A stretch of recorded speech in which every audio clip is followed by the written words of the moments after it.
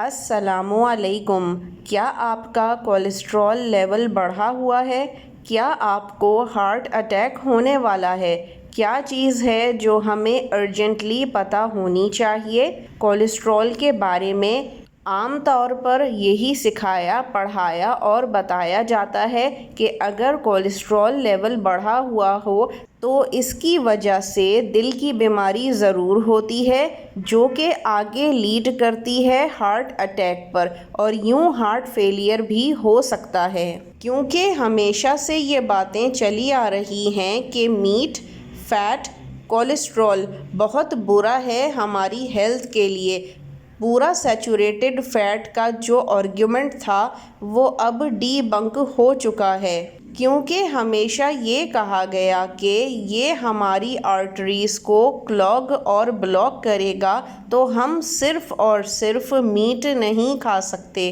زیادہ تر لوگوں کا پرسیپشن ہوتا ہے کہ اگر کوئی صرف یا زیادہ تر ریڈ میٹ کھا رہا ہے تو اس کو دل کی بیماری ضرور لگے گی، کولیسٹرول لیول ضرور ہائی ہوگا، اور یوں آخر میں اس کو ہارٹ اٹیک یا ہارٹ فیلئر کا سامنا کرنا پڑے گا۔ ہارٹ ڈیزیز نمبر 1 کاز ہے ڈیتھ کا، جو کہ جینٹس میں سب سے زیادہ پایا جاتا ہے اور لیڈیز میں بھی پایا جاتا ہے، جبکہ آج کل اس ہارٹ ڈیزیز کی کوئی عمر کی قید نہیں رہ گئی ہے۔ یہ بیماری اب ارلی 20s سے ہی ہو سکتی ہے اگر احتیاط نہ کی جائے، لیکن اس میں ریڈ میٹ کا کتنا رول ہے یہ آج میں آپ کو بتاؤں گی۔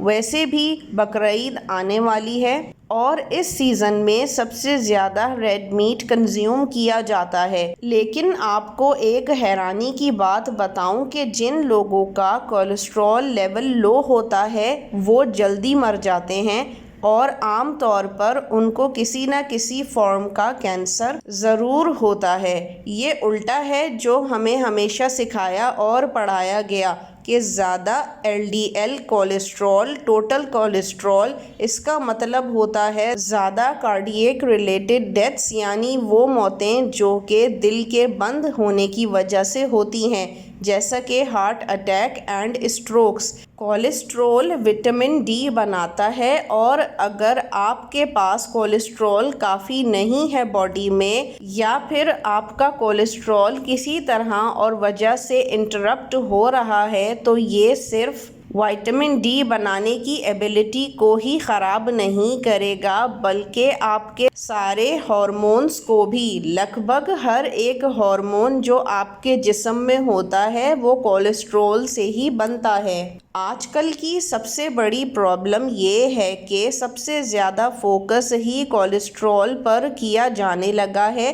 کہ ہم نے پوری پکچر کو اگنور کر دیا ہے۔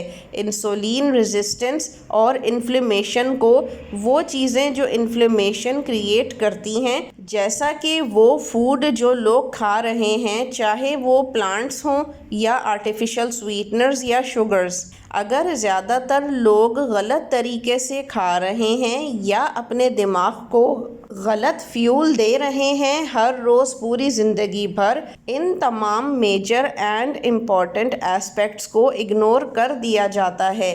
ہانگ کانگ میں لوگ سب سے زیادہ میٹ کھاتے ہیں کسی بھی ڈیولپڈ نیشن سے زیادہ، اور یہ ریسرچ سے بات ثابت شدہ ہے۔ ان کی لائف ایکسپیکٹنسی بھی زیادہ ہے اسی کیٹیگری میں۔ کوئی بھی سائنٹیفک اسٹڈی اب تک یہ پروو نہیں کر سکی کہ ریڈ میٹ کینسر یا ہارٹ ڈیزیز کا سبب بنتا ہے۔ ہم انسانوں نے ریڈ میٹ اتنے ہی عرصے سے کھایا ہے جتنے عرصے سے پانی پیا ہے اور ہوا میں سانس لی ہے، تو جب کوئی کہتا ہے کہ ریڈ میٹ نقصان دہ ہے تو وہ بات کچھ ایسے ہے جیسے کوئی کہے کہ پانی پینا برا ہے یا ہوا میں سانس لینا برا ہے۔ آخری 10 سالوں میں جتنی بھی بڑی اسٹڈیز پبلش ہوئی ہیں، سب یہ دکھاتی ہیں کہ جتنا زیادہ آپ کا LDL کولیسٹرول ہوتا ہے اتنی لمبی آپ کی زندگی ہوتی ہے، اور آپ کو ڈیمنشیا، پارکنسنس اور الزائمرز وغیرہ ہونے کا چانس بھی کم ہوتا ہے۔ ہمیشہ یاد رکھیے کہ جب کولیسٹرول کی بات آتی ہے تو ہمیں سب سے پہلے کولیسٹرول کی کوانٹٹی پر نہیں کوالٹی پر فوکس کرنا چاہیے، اور کولیسٹرول کی کوالٹی کو افیکٹ کرتی ہے انسولین ریزسٹنس اور انفلیمیشن۔ ہر شخص کو ایک فاسٹنگ انسولین لیول ٹیسٹ کروانا چاہیے۔ یہ کولیسٹرول یا LDL کے مقابلے میں 6 گنا زیادہ پریڈکٹ کرتا ہے کہ کس کو ہارٹ اٹیک ہوگا یا نہیں، اور بلڈ پریشر بھی کولیسٹرول اور LDL کے مقابلے میں 2 گنا زیادہ پریڈکٹ کرتا ہے کہ ہارٹ اٹیک ہوگا یا نہیں۔ یہ تو ٹیسٹ ضرور کروانے ہی چاہیے، لیکن ساتھ A1C ٹیسٹ بھی امپورٹنٹ ہوتا ہے۔ جب آپ انسولین ریزسٹنس کا علاج کرتے ہیں اور انفلیمیشن کو ٹھیک کرتے ہیں تو کولیسٹرول اکثر پھر مسئلہ ہی نہیں رہتا۔ اگر ہم اس کو آسان الفاظ میں سمجھنا چاہیں تو اصل میں سب کچھ پروسیسڈ فوڈز، شوگر اور ایسی چیزیں کھانے کی وجہ سے ہوتا ہے جو ہمارے لیے بنائی ہی نہیں گئی تھیں۔ یہ سب چیزیں انفلیمیشن اور انسولین ریزسٹنس کا سبب بنتی ہیں۔